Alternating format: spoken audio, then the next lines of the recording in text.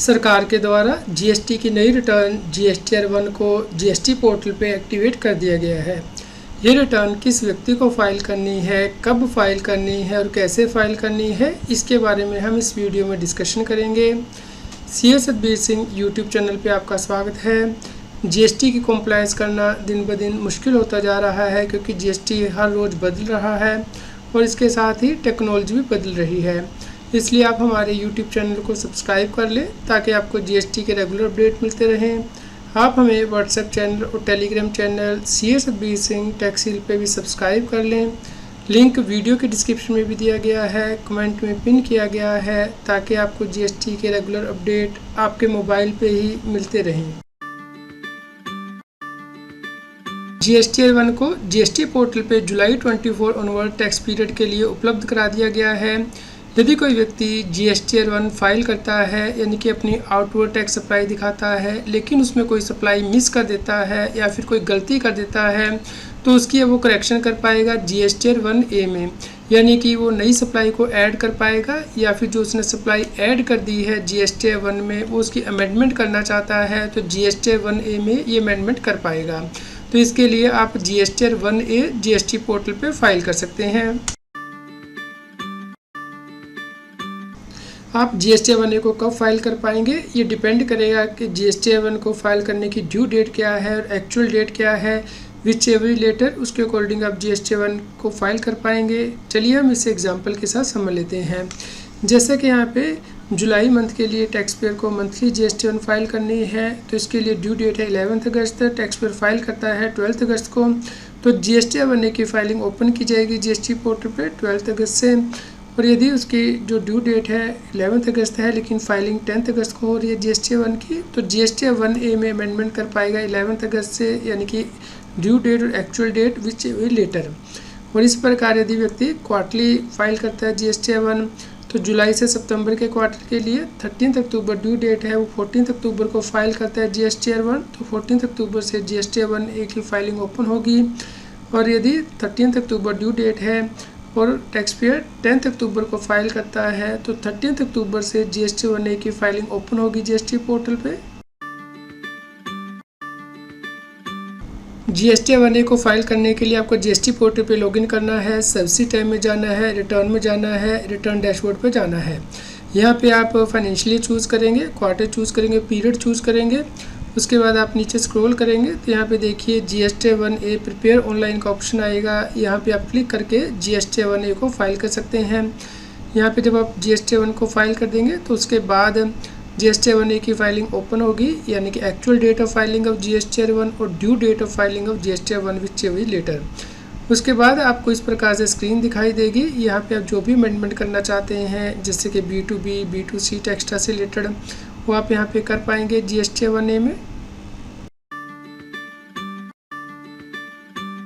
GSTR-1A को आपको तभी फाइल करना है यदि आपने GSTR-1 को फाइल करते हुए कोई गलती कर दी है या फिर कोई डिटेल मिस कर दी है, जैसे कि कोई इनवॉइस मिस कर दी है, कोई डेबिट नोट, क्रेडिट नोट, तो आप GSTR-1A को फाइल कर सकते हैं। इस प्रकार GSTR-1A को फाइल करना ऑप्शनल है, मैंडेटरी नहीं है।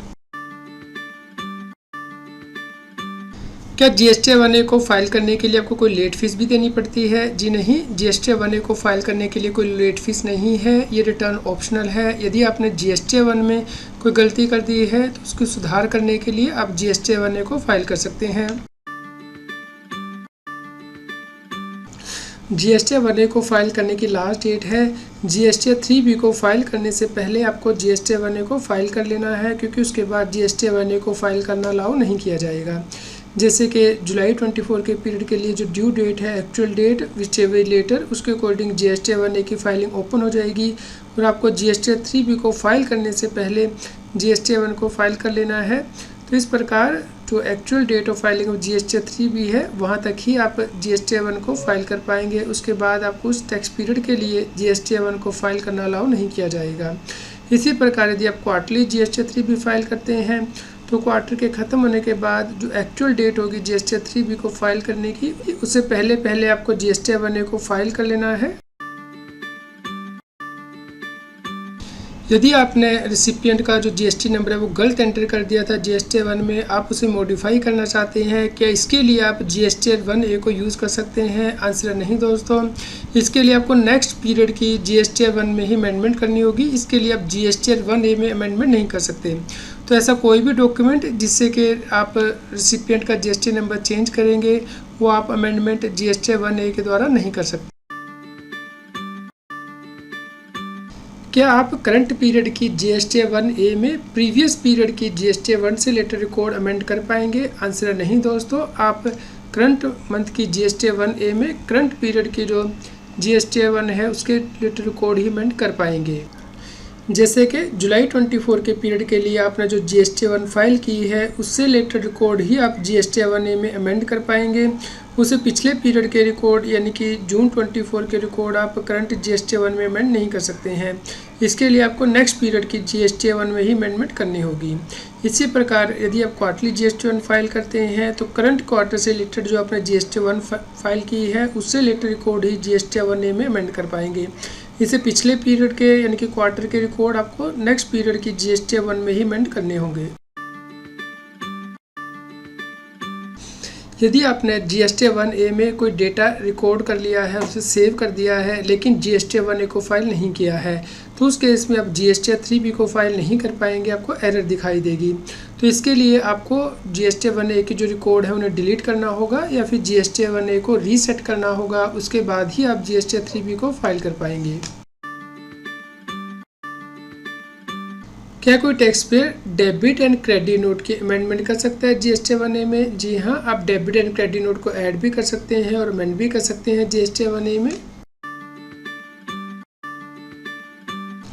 यदि कोई व्यक्ति क्वार्टरली GST-1 फाइलिंग ऑप्ट करता है लेकिन वो मंथ 1 और मंथ 2 के लिए IFF यानी कि इनवॉइस फर्निशिंग फैसिलिटी के द्वारा B2B से रिलेटेड डिटेल GST पोर्टल पे अपलोड करता है और फाइल करता है IFF को, क्या इसकी अमेंडमेंट GST-1A के द्वारा की जा सकती है?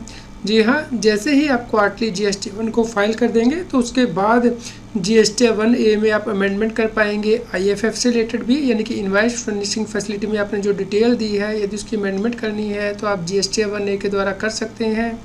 जैसे कि आप यहाँ पे देख सकते हैं, जुलाई मंथ के लिए इनवॉइस फिनिशिंग फैसिलिटी के द्वारा डिटेल अपलोड की गई है, अगस्त मंथ के लिए भी, और जुलाई से सितंबर मंथ के लिए GST-1 फाइल कर दी गई है। अब इसके बाद GST-1A फाइल की जा सकती है। यदि आपने कोई गलती कर दी है इनवॉइस फिनिशिंग फैसिलिटी में जुलाई और अगस्त मंथ के लिए, तो आप जो GST-1A फाइल करेंगे उसमें इस गलती को ठीक कर सकते हैं, यानी कि डिटेल ऐड कर सकते हैं या फिर अमेंड कर सकते हैं। यदि कोई व्यक्ति GST-3B को फाइल नहीं कर पा रहा है और उससे पहले वो GST-1A को कितनी बार अमेंड कर सकता है? देखिए, अब GST-1A को सिर्फ एक ही बार फाइल कर सकते हैं, उसके बाद GST-1A में ना कोई अमेंडमेंट की जा सकती है, ना ही उसे दोबारा फाइल किया जा सकता है, भले ही आपने GST-3B फाइल नहीं की है।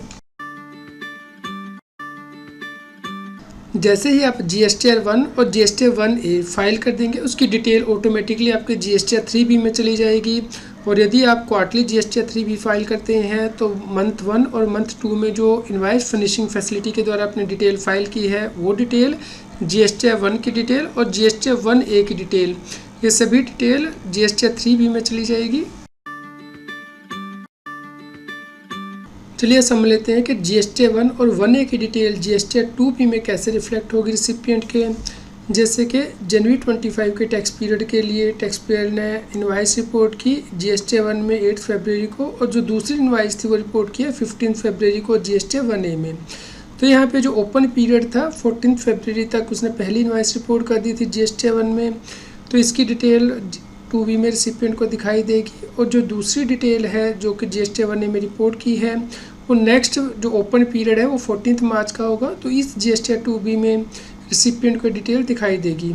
इसी प्रकार मान लीजिए GST-1 में रिपोर्टिंग की गई है जनवरी 25 के लिए 15 फरवरी को और GST-1A में 16 फरवरी को, तो जो नेक्स्ट ओपन पीरियड है 14 मार्च का होगा। तो इस टैक्स पीरियड में कि जो GST-2B होगा उसमें रिसिपिएंट को डिटेल दिखाई देगी।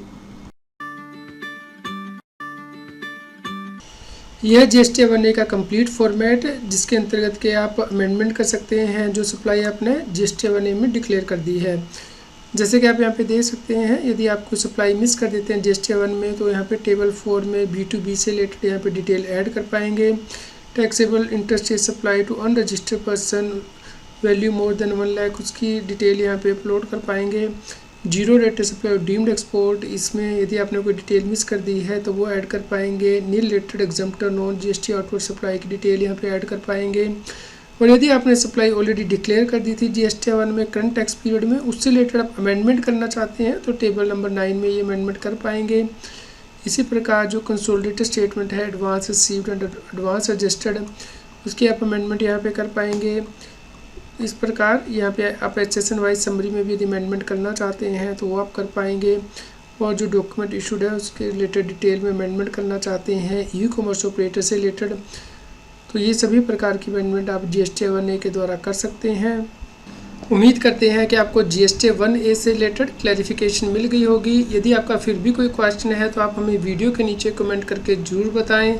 हमारी नेक्स्ट वीडियो किस टॉपिक पे होनी चाहिए इसके लिए भी हमें कमेंट करके बताएं। कृपया लाइक करें और शेयर करें ताकि सभी लोगों तक ये जानकारी पहुँच पाए और वो GST की कॉम्प्लायंस कर पाएँ। GST पे और अधिक जानकारी के लिए आप हमारे YouTube channel CS Satbir Singh पे जाके प्लेलिस्ट में क्लिक करके यहाँ पे प्लेलिस्ट दे सकते हैं, जैसे कि GST के लेटेस्ट अपडेट, GST के नोटिस से रिलेटेड वीडियोज़ यहाँ प्लेलिस्ट में टॉपिक वाइज कंबाइन की गई हैं।